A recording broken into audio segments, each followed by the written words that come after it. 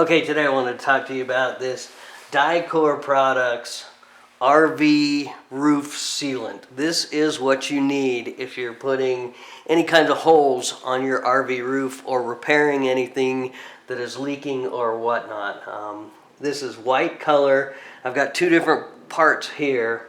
One is a self-leveling and the other one is a non-sag, non-leveling. You can use the self-leveling if you're like trying to fill a patch or something, but for the most part it doesn't matter if you're installing solar panel legs, which is what I had done and used this for, but that's the difference. The 501 LWS is self-leveling and the 551 LSW, I said that wrong on the first one, is not self-leveling, but it's really goopy stuff.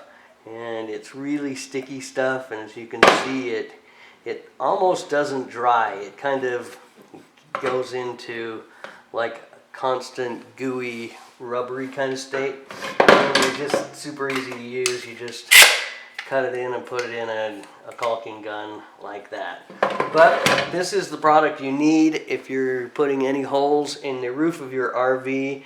You definitely need this DICOR stuff. If you call up an RV place, they'll tell you what it is and what you need. But something I definitely recommend. I've used this a number of times on my RVs, drilled holes in the roof. Haven't thought twice about it, never had any leaks. So definitely a good product.